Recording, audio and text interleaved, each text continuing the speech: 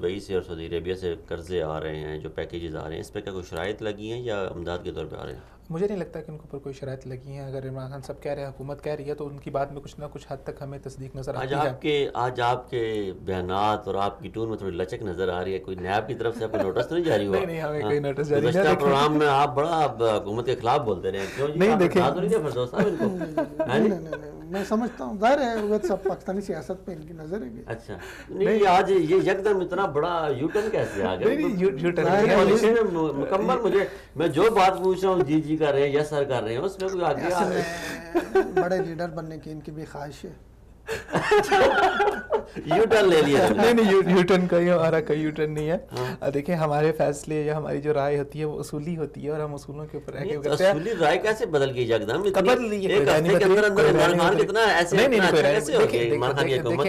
دیکھیں ہمارے ہاں میڈیا کے اندر ایک عام پرسپشن یہ پایا جاتا ہے کہ جی میڈیا نے ریٹ اپنے سستے کیے یار. آپ تو بالکل ہی لگتا ہے نہیں عام طور پہ پرسپشن یہ پایا جاتا ہے کہ اگر ایک تجزیہ نگار ہے یا ایک اینکر ہے، وہ اگر ایک پارٹی کی حمایت کر رہا ہے تو وہ اس میں ہی حمایت میں ہی رہتا ہے. اگر اس کے کوئی اچھا اقدام ہوتا ہے تو وہ اس کی تعریف نہیں کرتا. عام طور پہ جو خلاف ہوتا ہے وہ خلاف میں ہی رہتا ہے. تو عام طور پہ لوگ یہ سمجھتے ہیں کہ پھر لوگ اپنی ہمدردیاں بنا لیتے ہیں نا. وہ نون لیگ کا اینکر بن جاتا ہے، نون لیگ کا صحافی بن جاتا ہے، وہ پی ٹی آئی کا صحافی بن جاتا ہے، وہ اس کو سپورٹ کرتے ہیں. تو ہر کوئی اپنے ذاتی مفاد کو دیکھ رہا ہوتا ہے.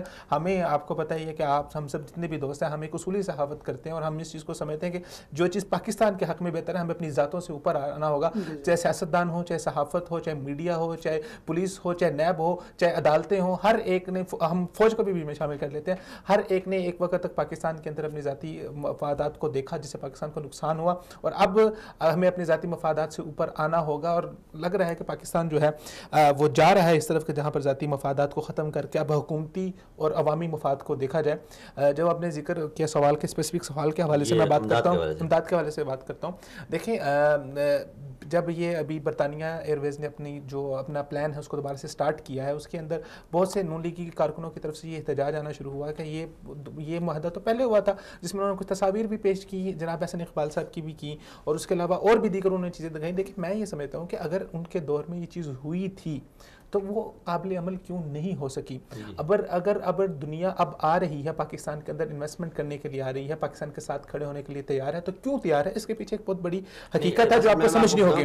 یہ جو ہوتا ہے یہ تو میں ایک منٹ اپنی بات کمپلیٹ کر لوں. اس کے پیچھے ایک بہت بڑی حقیقت ہے. عالمی جو ادارے ہیں، اکنامکس کے ادارے ہیں جو معاشیات کو دیکھتے ہیں، ان کی یہ نظر ہے کہ پاکستان اگلے 5 سے 6 سالوں میں ایک بہت بڑی معاشی طاقت بن کے ابھرے گا. اور کچھ رپورٹس کے مطابق آج سے 7 سے 8 سال کے بعد پاکستان معاشی ترقی کے اندر کینیڈا کو بھی پیچھے چھوڑ سکتا ہے اور یورپ کے کئی ممالک کو پیچھے چھوڑ سکتا ہے. یہ عالمی جو معاشی جو ادارے ہیں، جو سرویز ہیں، ان کے مطابق یہ بات ہو رہی ہے. تو اب اگر پورا عمومی طور پہ ہمارا جو اندر میڈیا ہے، میڈیا جو ایک پیش کر رہا ہے، تصویر پیش کر رہا ہے، اس میں یہ دکھایا جا رہا ہے کہ پاکستان کے اندر بہت ہنگامی حالات ہے، صورتحال ہے. لیکن اوورآل اگر آپ دیکھیں سب کے باوجود عالمی برادری پاکستان کے اندر آ رہی ہے تو کچھ نہ کچھ دیکھ کے آ رہی ہے. اور اس میں ایک بہت بڑی چیز ہے کہ چائنا کا انٹرسٹ ہے بہت زیادہ. تو چائنا کے انٹرسٹ کو دیکھتے ہوئے، کیونکہ چائنا کا منصوبہ ہے، تو چائنا اس کو کسی صورت بھی ناکام نہیں ہونے دے گا. اب اس میں افغانستان اور دیگر لوگوں کو شامل کیا جا رہا ہے. تو اب ہر ملک کی یہ چاہت ہے کہ وہ کسی نہ کسی طریقے اس خطے کے ساتھ اپنی ہمدردیاں جوڑے. تو اگر برطانیہ نے دوبارہ سے اپنی ایئر ویز کا سٹارٹ کیا تو وہ اپنی ہمدردیاں جوڑ رہا ہے. اگر امارات نے شروع کیا، حالانکہ امارات کے بارے میں یہ آتا رہا ہے کہ وہ سی پیک کے منصوبے کے بہت خلاف رہا ہے، اس کا بہت تاثر ہوگا امارات کو. لیکن امارات کو اب اندازہ ہو گیا کہ یہ جو معاملہ بننے جا رہا ہے اس کے اوپر قابو نہیں پایا جا سکتا. امریکہ کو بھی اندازہ ہو گیا کہ میں اس خطے کے اوپر اپنی اجارہ قائم نہیں رکھ سکتا، وہ بھی اپنی فوجیں نکال رہے ہیں. ہم اس پہ بھی بات کریں گے. تو اب ہر ایک ملک کی یہی کوشش ہوگی وہ کسی نہ کسی طریقے سے پاکستان کے ساتھ اپنی ہمدردیاں بڑھائے. اور یہ ہمدردیاں بڑھنے سے عمومی طور پہ جو فائدہ بالآخر نتیجہ نکلے گا وہ پاکستان کی اکانومی کی بہتری کی صورت میں ہوگا. اور یہی وہ سرویز ہیں جو عالمی کہہ رہے ہیں کہ پاکستان آگے 10 سے 12 سال کے اندر 2025 تک ایک بہت بڑی معاشی طاقت بن کے ابھر سکتا ہے.